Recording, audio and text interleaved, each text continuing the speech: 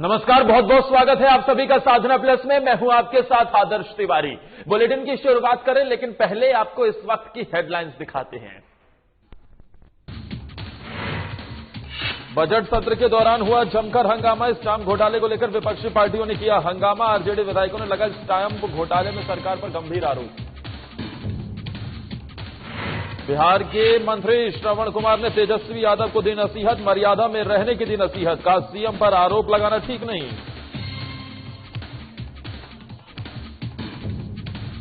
झारखंड विद्यालय रसोइया एसोसिएशन का प्रदर्शन। रांची के मोरहाबादी मैदान में किया विरोध प्रदर्शन।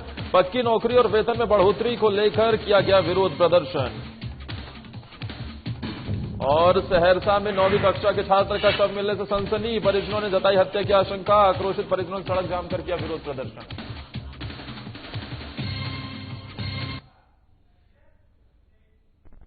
और बुलेटिन की शुरुआत इस वक्त की बड़ी खबर के साथ करेंगे। मुख्यमंत्री हेमंत सोरेन के काफिले पर हमले का जो मामला है, उसमें नामजद पार्षद रोशनी खलको ने आज अदालत में आत्मसमर्पण किया है। आपको बता दें कि बीते दिनों मुख्यमंत्री हेमंत सोरेन की राजधानी रांची में काफिले पर हमला हुआ था और इसी को लेकर सियासत बहुत तेज हो गई थी। अब ऐसे में नामजद पार्षद रोशनी खलको ने आज अदालत में आत्मसमर्पण किया है। रोशनी खलको जेल भेजी गई है। रांची के किशोरगंज चौक के पास का ये मामला, जहां पर मुख्यमंत्री हेमंत सोरेन के काफिले पर हमला हुआ था और इसको लेकर कई सवाल भी खड़े हुए थे कि आखिर सुरक्षा व्यवस्था ऐसे कैसे चूक हो सकती है कि मुख्यमंत्री के काफिले पर इतनी भारी तादाद में वहां पर लोग इकट्ठा होते हैं और हमला कर देते हैं। हालांकि मुख्यमंत्री उसमें उन्हें वहां से तुरंत ही निकाला गया, लेकिन इसके बावजूद आप देख रहे हैं हम कि लगातार इस पर सियासत होते हुए नजर आ रही है और कहीं ना कहीं इसके आरोप प्रत्यारोप भी हो रहे थे। अब ऐसे में रोशनी खलको ने आज अदालत में आत्मसमर्पण किया है। रांची के किशोरगंज चौक के पास का ये मामला, मुख्यमंत्री हेमंत सोरेन के काफिले पर हमला हुआ था और इसमें नामजद पार्षद रोशनी खलको ने आज अदालत में आत्मसमर्पण किया है। बड़ी खबर हम आपको बता रहे हैं। इस पूरे खबर पर ज्यादा जानकारी के साथ हमारे वरिष्ठ संवाददाता रांची से नवीन शर्मा फोन लाइन पर जुड़ गए। नवीन, क्या अपडेट है?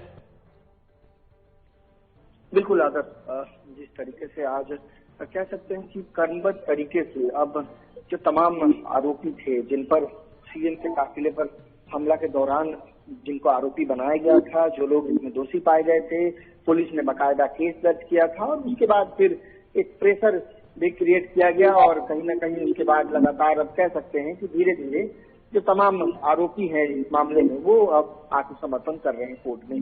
कल भी बीजेपी के जो पार्टी के ही एक नेता ने आत्मसमर्पण किया कोर्ट में। आज रोशनी खलको ने जो है आत्मसमर्पण किया है। और जहां तक रोशनी खलको की बात करें तो सक्रिय पार्षद रही हैं और जिस तरीके से सीएम के काफिले पर हमला हुआ था उसके बाद उस पूरे मामले में इनको भी नामजद किया गया था।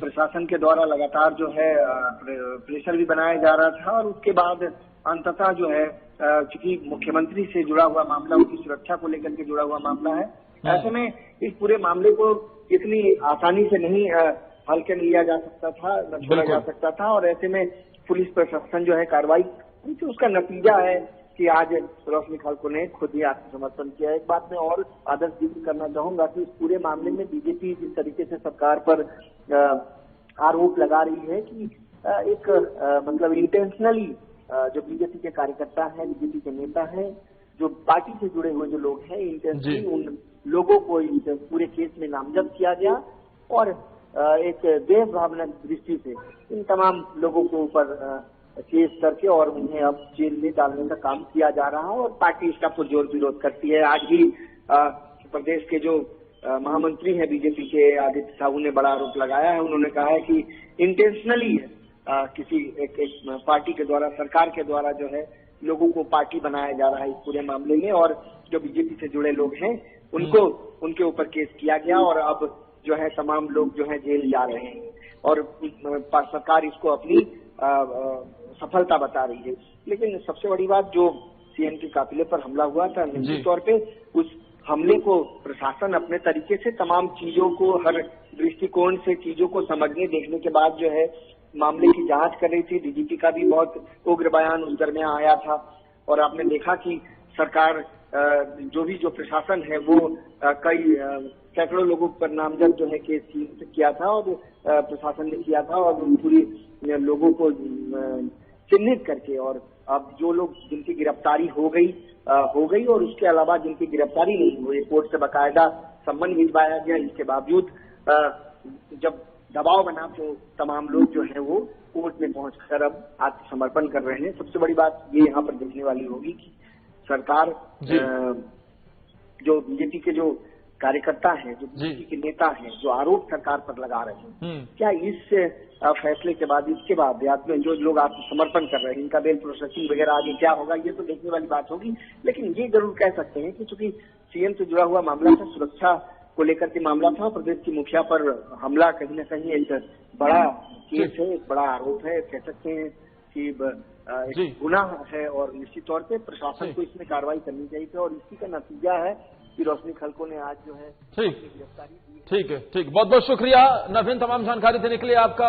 और हमारे साथ राजधानी रांची से हमारे वरिष्ठ संवाददाता जुड़े हुए थे, नवीन शर्मा जानकारी दे रहे थे कि किस तरीके से इस पूरे मामले में नामजद पार्षद रोशनी खलको ने आज अदालत में आत्मसमर्पण किया है और उसको लेकर बीजेपी ने राज्य सरकार के ऊपर निशाना भी साधा है। इसे इंटेंशनली बताया है कि इंटेंशनली के जरिए ये इंटेंशन सरकार का है, जिसके जरिए से ही अब बीजेपी को घेरने की कोशिश हो रही है।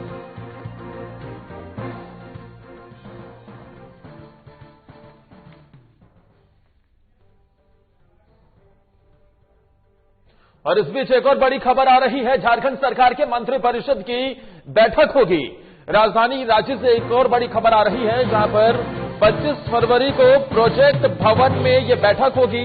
मंत्रिमंडल सचिवालय एवं निगरानी विभाग ने इसकी सूचना जारी की है और इस बैठक में कई अहम फैसले लिए जा सकते हैं। झारखंड सरकार के मंत्रिपरिषद की जो बैठक होनी है 25 फरवरी को, इसमें कई अहम फैसले लिए जा सकते हैं। ये 25 फरवरी को प्रोजेक्ट भवन में बैठक होनी है और इसको लेकर मंत्रिमंडल सचिवालय एवं निगरानी विभाग की तरफ से सूचना जारी कर दी गई है। इस बैठक में कई अहम फैसले लिए जा सकते हैं। झारखंड सरकार के जो मंत्रिपरिषद की बैठक होनी है,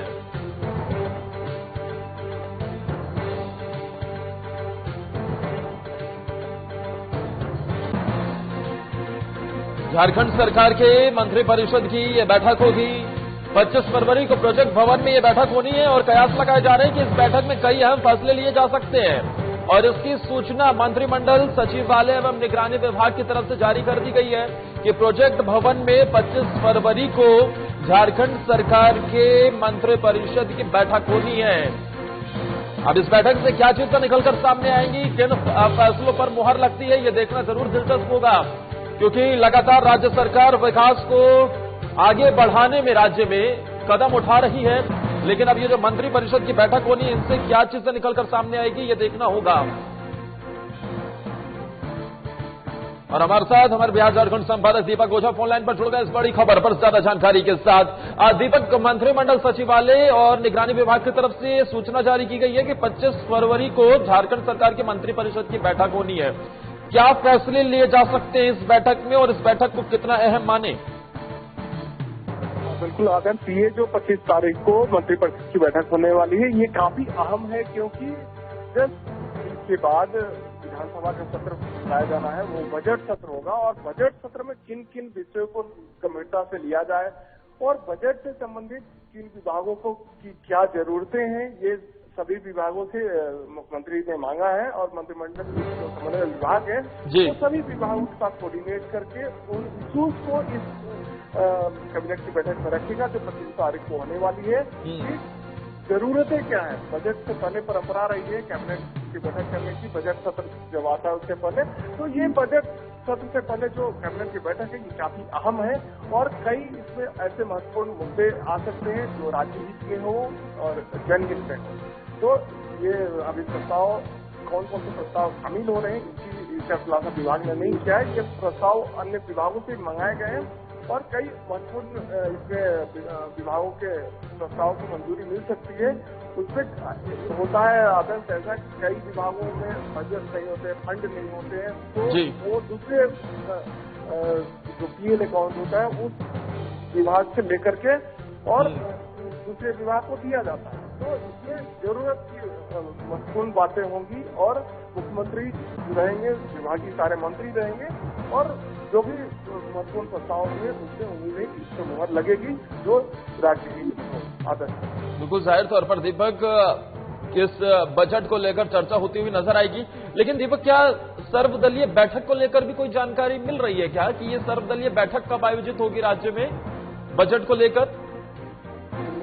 बजट के जस्ट पहले बजट का अभी डेट अनाउंस नहीं हुआ आदर्श, जैसे डेट आ जाता है उससे पहले मुख्यमंत्री और विधानसभा अध्यक्ष को आग्रह करते हैं कि सर्वदलीय बैठक बुलाया जाए और विधानसभा अध्यक्ष जो है वो सर्वदलीय बैठक बुलाएंगे, जिसमें सभी दलों के लोग और मुख्यमंत्री भी शामिल हो सकते हैं। अभी इसकी सूचना नहीं दी गई है।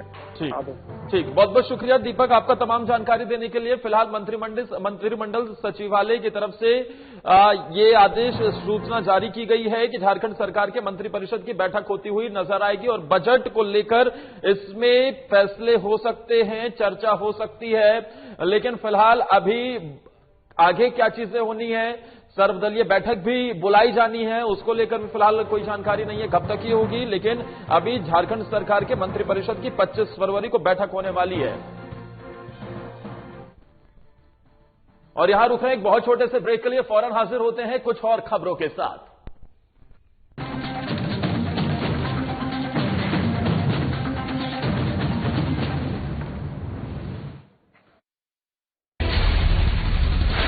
बिहार झारखंड के साथ देश दुनिया की हर बड़ी खबर देखिए फटाफट अंदाज में शाम 7:30 बजे। खबरें सुपरफास्ट सिर्फ साधना प्लस पर।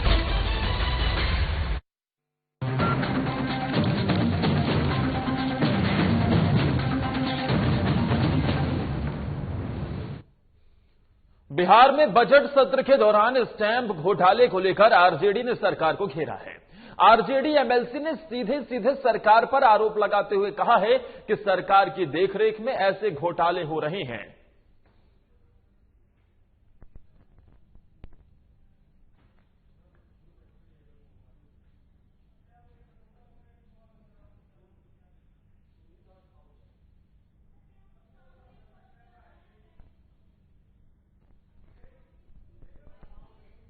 वहीं बिहार विधानसभा की कार्यवाही शुरू होने के पहले आरजेडी के विधायकों ने प्रदर्शन किया। आरजेडी के विधायकों ने हाथों में प्ले कार्ड लेकर सरकार के खिलाफ जमकर नारेबाजी की और आरोप लगाया कि देश का अन्नदाता आज खतरे में है और नए कृषि कानूनों के जरिए केंद्र सरकार किसानों को गुलाम बनाना चाहती है। ऐसे में नए कृषि कानूनों के खिलाफ किसानों के आंदोलन को जायज ठहराते हुए आरजेडी ने उसका समर्थन किया है।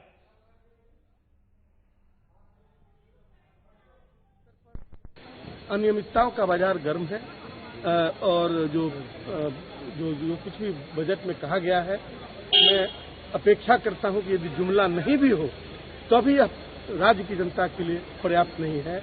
और जो शिक्षा व्यवस्था चरमराई हुई है, जो स्वास्थ्य व्यवस्था चरमराई हुई है, तो इन तमाम चीजों को सुधारने की दिशा में जो होना चाहिए कदम, मैं नहीं समझता कि इसमें पर्याप्त रूप से दिया गया है। सिर्फ कोरोना का बहाना लेकर पिछले दिन परसों के तमाम कमियों को ढकने की कोशिश की गई। आज बिहार विधानमंडल के बजट सत्र के तीसरे दिन भी वामपंथी विधायक प्रदर्शन करते नजर आए। आपको बता दें कि वामपंथी दल बजट के विरोध में प्रदर्शन कर रहे हैं। इसी को लेकर वामपंथी दल का कहना है कि बिहार सरकार का 19 लाख रोजगार देने का दावा बिल्कुल खोखला साबित हुआ है। साथ ही बिहार में शिक्षा की हालत बहुत चिंताजनक है।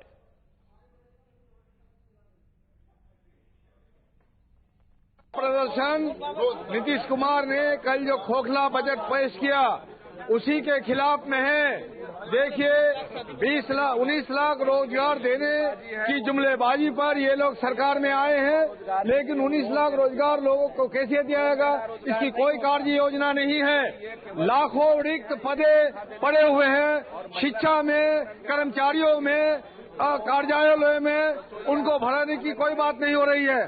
जो बजट पास हुआ उसमें बिहार के सरकारी स्कूली शिक्षा व्यवस्था बेहतर हो। 4,40,455 स्कूली टीचर्स के पद खाली पड़े हैं, उस पर बहाली हो, कोई बात नहीं है। ये 94,700 टीचर के अभ्यर्थी बीएड अभ्यर्थी लड़ रहे हैं, उनको नियुक्ति पत्र दिया जाए, इसमें कोई बात नहीं है। बिहार में शिक्षा, स्वास्थ्य, अस्पतालों में बुनियादी चिकित्सा सुविधा नहीं, 61% डॉक्टर्स के पद खाली पड़े हैं, 10,000 एनएम के पद खाली पड़े हैं, 9,123 नर्सेज के पद खाली पड़े हैं। स्थायी रोजगार का प्रबंध करना होगा। बजट को लेकर वामपंथी दल का ये प्रदर्शन देखने को मिला। तस्वीर हम आपको दिखा रहे हैं विधानसभा, ये तस्वीर हम आपको दिखा रहे हैं विधानसभा परिसर में कम्युनिस्ट पार्टी के विधायक बजट को लेकर विरोध प्रदर्शन करते नजर आए, हाथों में प्ले कार्ड लेकर। स्थायी रोजगार का प्रबंध करना होगा। नौजवानों को स्थायी रोजगार की व्यवस्था करनी होगी। युवाओं की नौकरी को लेकर 19 लाख रोजगार देने का जो वादा था बिहार में नौजवानों को स्थायी रोजगार एनडीए की सरकार का, उसको लेकर भी निशाना साधा जा रहा है। स्थायी रोजगार का प्रबंध करना होगा। युवाओं के लिए स्थायी नौकरी के प्रबंध करने की मांग को लेकर व्यवस्था करनी विरोध हो रहा है। स्थायी रोजगार का प्रबंध। और हमारे साथ पटना से हमारे वरिष्ठ संवाददाता अभिषेक सिंह इस खबर पर ज्यादा जानकारी देने के लिए फोन लाइन पर हैं। अभिषेक, कम्युनिस्ट पार्टी के विधायकों की तरफ से ये विरोध प्रदर्शन किया गया है, क्या कहते नजर आए, किन मांगों को लेकर ये विरोध हुआ उनका? देखिए आदर्श, आज सदन के कार्रवाई का तीसरा दिन है। तीसरे दिन की भी शुरुआत हंगामे के साथ हुई। आज विपक्षी पार्टियों में मुख्य रूप से अगर हम बात करें तो जो वामपंथी दल के नेता हैं वो हाथ में तख्तियां लेके सबसे पहले प्रदर्शन करते नजर आए। उनका साफ तौर पे कहना था कि कल जो बजट पेश हुआ है उस बजट से सिर्फ छलावा हुआ है, बिहार के लोगों को छलने का काम किया है। बिहार सरकार ने 19 लाख जो युवाओं को रोजगार देने की बात थी वो कहीं नहीं दिखी बजट में।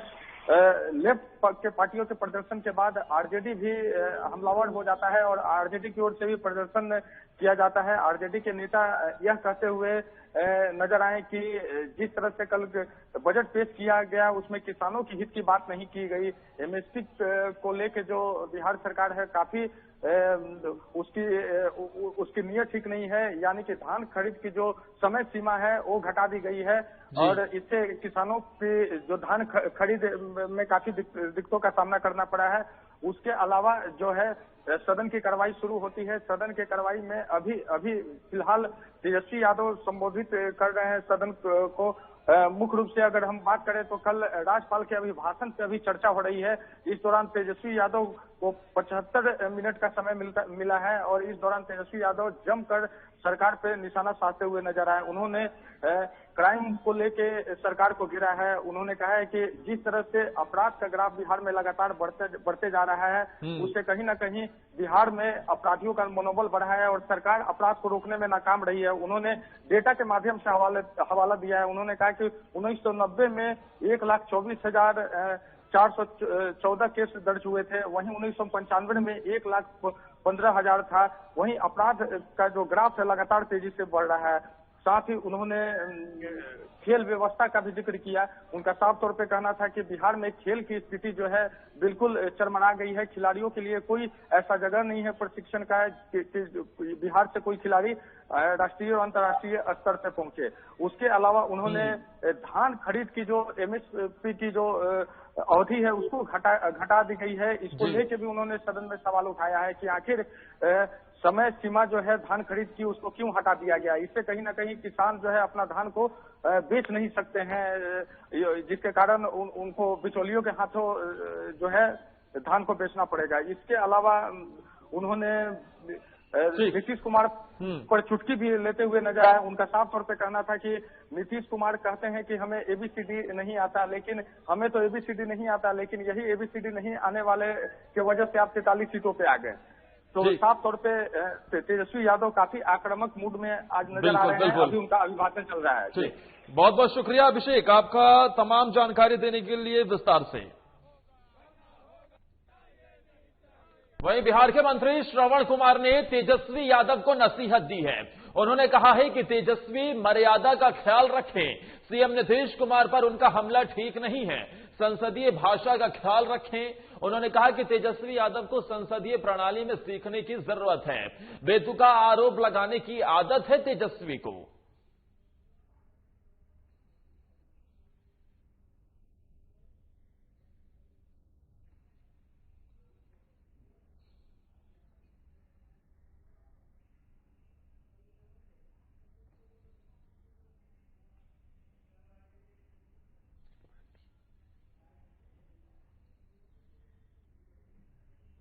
आरजेडी सुप्रीमो लालू प्रसाद यादव को जमानत नहीं मिलने का दर्द उनके पार्टी के विधायक को देखकर साफ तौर पर महसूस किया जा सकता है। विधानसभा पहुंचे आरजेडी के विधायक भाई वीरेंद्र ने कहा कि देश के अंदर जो मौजूदा हालात हैं उस पर सबको चिंता करनी चाहिए। आरजेडी विधायक भाई वीरेंद्र ने कहा है कि लालू प्रसाद यादव को जमानत मिलनी चाहिए थी, लेकिन सीबीआई ने ऐसा नहीं होने दिया। एक ही मामले में किसी को जमानत और किसी को जेल के अंदर रखना बताता है कि देश के अंदर न्यायिक व्यवस्था की क्या स्थिति है। आरजेडी विधायक ने इसके साथ ही यह भी आरोप लगाया कि बिहार में नीतीश सरकार के मंत्री से लेकर अधिकारी तक लूट में व्यस्त हैं।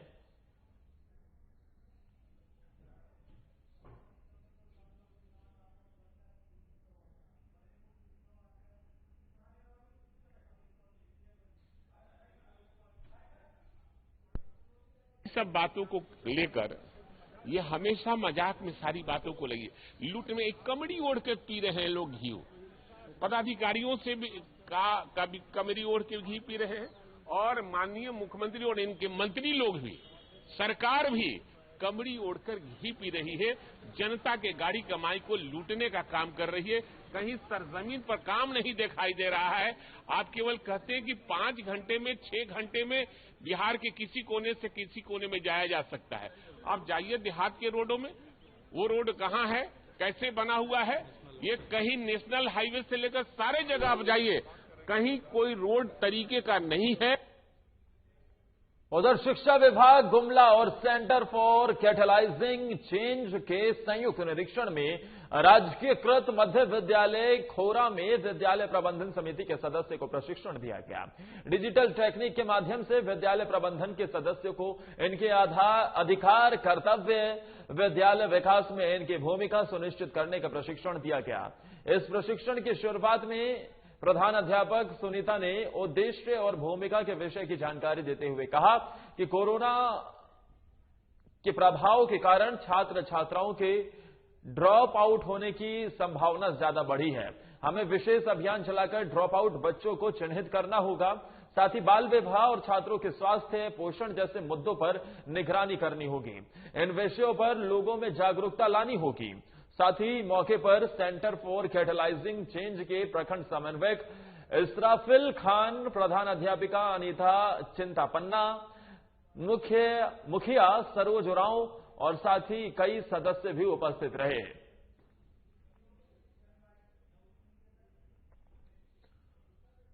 लातेहार जिले के महुआडांड प्रखंड सभागार में प्रखंड विकास पदाधिकारी दिलीप टुड्डू की अध्यक्षता में साप्ताहिक जनता दरबार का आयोजन किया गया, जिसमें समस्याओं से संबंधित कई आवेदन ग्रामीणों के द्वारा दिए गए, जिसमें मुख्य रूप से वृद्धा पेंशन के लिए 8, विधवा पेंशन के लिए 3, डोभा निर्माण से संबंधित 1, प्रधानमंत्री आवास में मजदूरी भुगतान नहीं होने को लेकर 1 आवेदन जनता दरबार में बीडीओ के समक्ष दिया गया है, जिसमें वृद्धा पेंशन से संबंधित 3 आवेदन का निपटारा तत्काल किया गया और अन्य आवेदनों को संबंधित अधिकारियों को दिए गए। उन्हें जल्द से जल्द निदान करने के बाद प्रखंड विकास पदाधिकारी दिलीप टुड्डू के द्वारा कही गई। मौके पर प्रखंड प्रधान सहायक लल्लन प्रसाद, नाजीर विजय कुमार, प्रधानमंत्री प्रखंड समन्वयक अरुणा पूनम ठिठियों और आवेदनकर्ता उपस्थित रहे। राजधानी रांची के मोराबादी मैदान में झारखंड विद्यालय रसोइया एसोसिएशन की तरफ से रैली निकाली गई। झारखंड विद्यालय रसोइया कर्मियों ने सरकार के खिलाफ प्रदर्शन किया। विरोध प्रदर्शन कर पक्की नौकरी देने, वेतन में वृद्धि कर 10,000 रुपए वेतनमान देने के साथ ही जीवन बीमा करने, साल में 2 बार नए कपड़े देने जैसे तमाम सुविधा देने की मांग की है।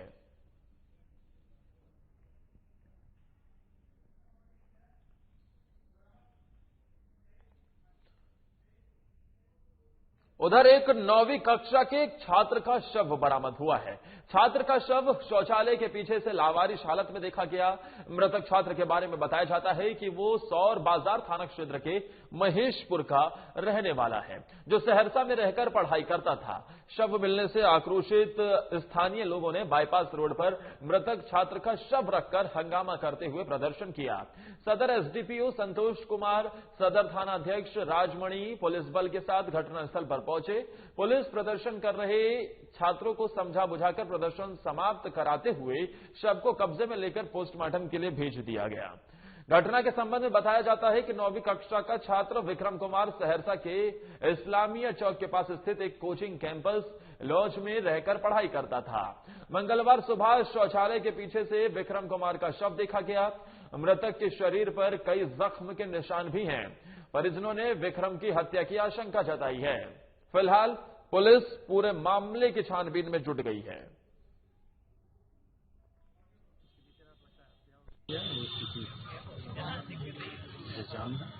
तफ्तीश की जा रही है। सर जी पे कई जख्म के निशान हैं। जख्म के निशान हैं। लगता है किसी से दागा भी गया है। हाँ, तो इसकी जांच हो रही है। तफ्तीश में हम लोग लगे हुए हैं।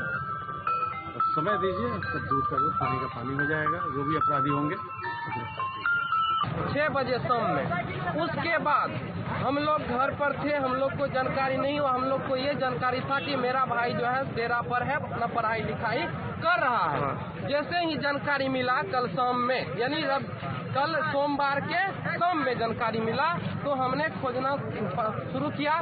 नहीं मिलने के बाद बहुत किया, तब जाकर के बाथरूम के पीछे, कहाँ से बाथरूम पीछे, यानी इस्लामिया चौक जेके कैंपस है, उसी के बाथरूम है, उसके पीछे में मिला मरा हुआ।